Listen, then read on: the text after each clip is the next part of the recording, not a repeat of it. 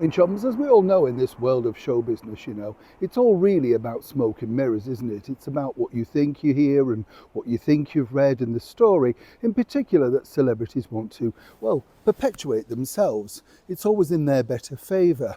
There's no bigger story right now than this particular one over here in the celebrity world in the United Kingdom. And that is, of course, one of the biggest shows on television, and the fact that the hosts of that show, Tess Daly and Claudia Winkleman, have decided to quit the show together. And it all seems so very cosy, doesn't it? Messages on social media, Instagram, gushing sort of things about, oh, you're marvellous, I'm going to miss you, we'll eat pizza together in our slippers. But as ever, there's a bigger story behind the scenes. Let me explain.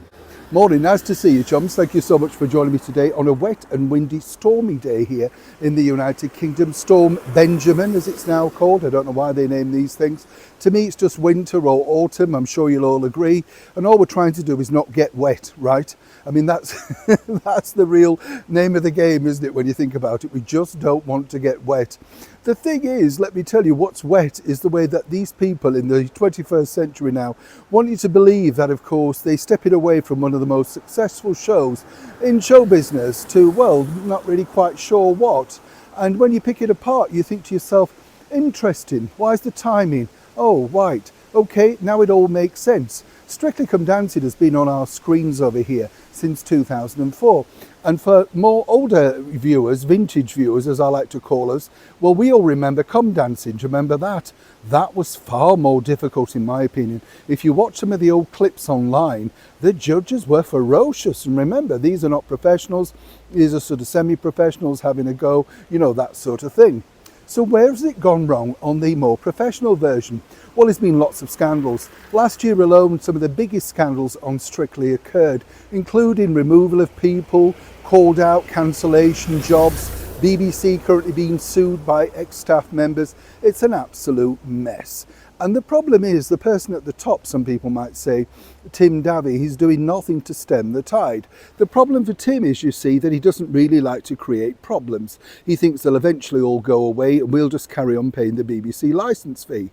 Now, let's not forget that, both these presenters, Tess and Claudia, have really come up through the ranks of the BBC, been BBC stars for many years. And I hate that phrase. Claudia probably now more known as the sort of face and hair of the dandruff shampoo advert, right? She's done incredibly well, had her own Radio 2 show, had her own film show. The BBC absolutely love her.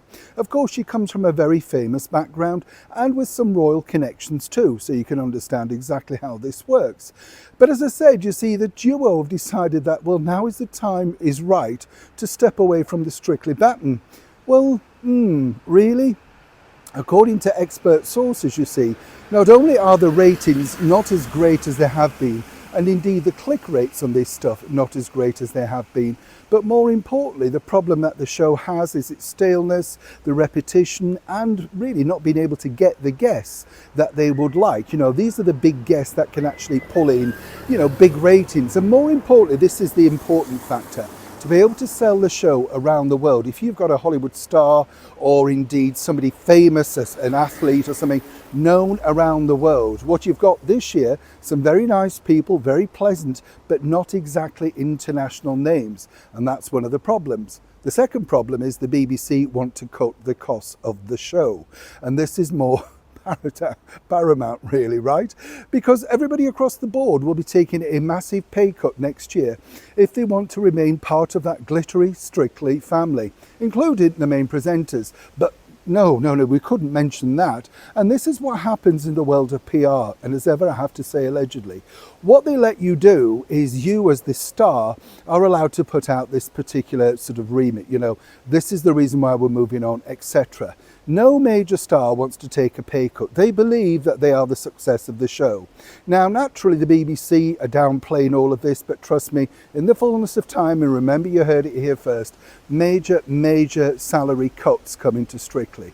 On top of all that, what's next? Well, apparently the BBC say this particular person, Alison Hammond, as the absolute saviour of the show. And she's their number one choice right now to take over solo presenting duties with sometimes a bit of a helper. That's the plot, so far.